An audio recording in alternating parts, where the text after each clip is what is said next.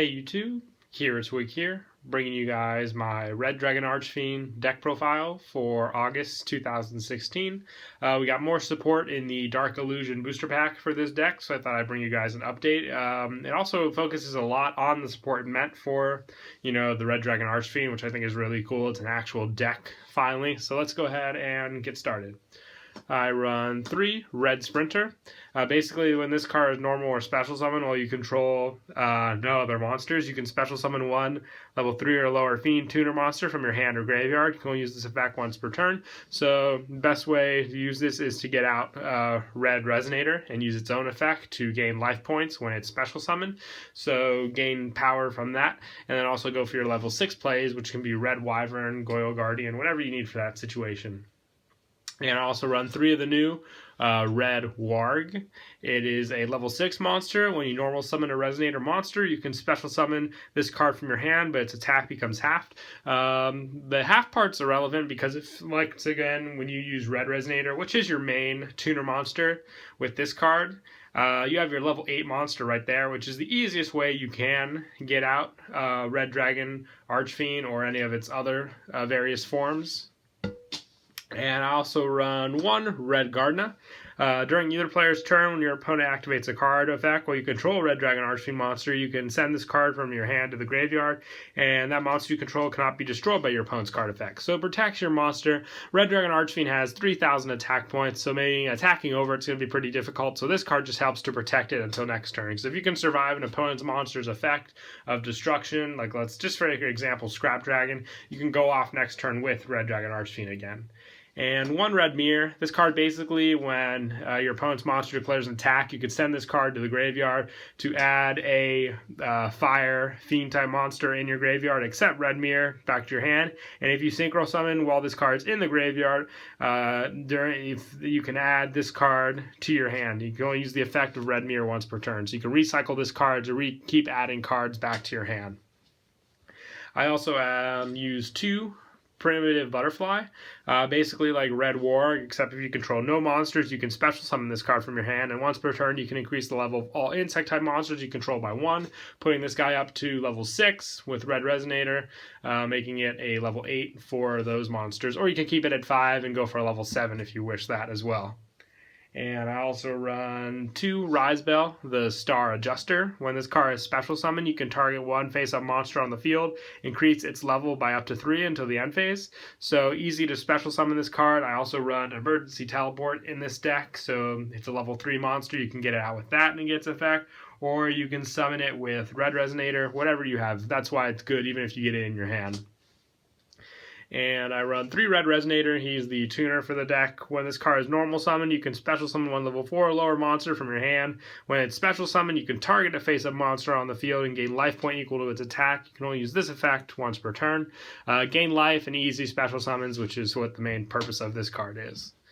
And I also run 2 Synchron Resonators. If you have Synchro monsters on the field, you can special summon this card from your hand. You can only use special summon this card once per turn this way. And if this card is sent from the field to the graveyard, you can target 1 Resonator monster in your graveyard, except Synchron Resonator, and add to your hand. So you can get back Red Resonator with this card.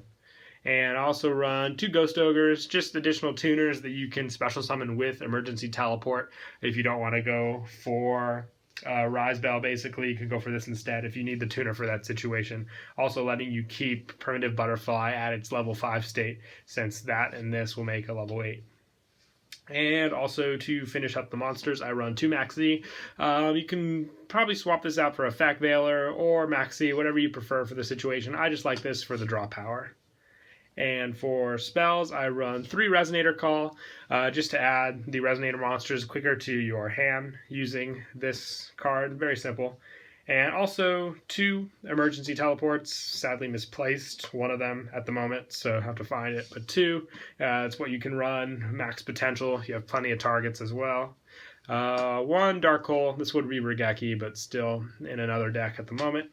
And 1 1-for-1, just so you can get out Synchron Resonator faster as well. You can always special summon it with its own method once, but it still means you can get the other one out as well.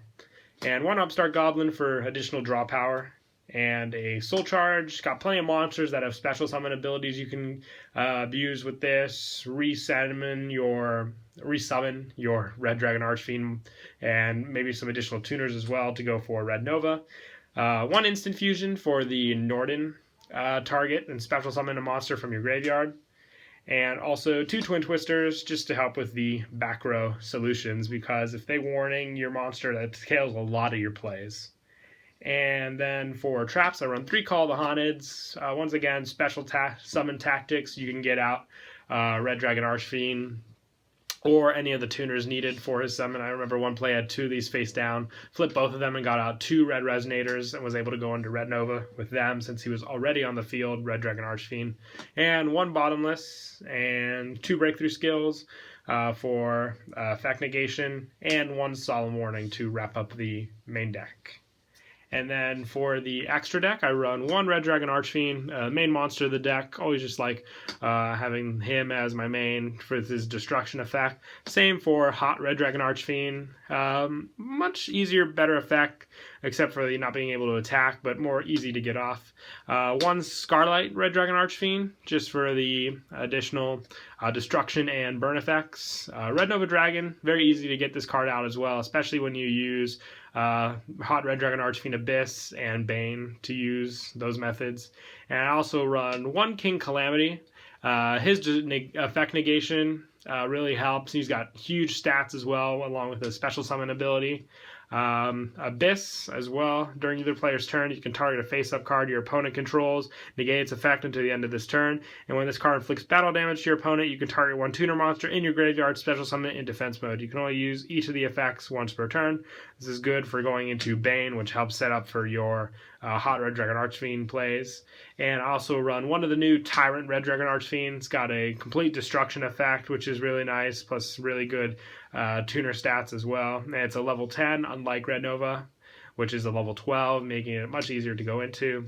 Red Wyvern, this is your first go-into card most of the time with Red Resonator and Red Sprinter, along with Goyle Guardian. And I also run 1 Stardust Charge Warrior, draw power a lot with this card, and also 1 Clearwing Synchro Dragon, 1 Black Rose Dragon, 1 Crystal Wing Synchro Dragon, and 1 Norden for the instant fusion plays.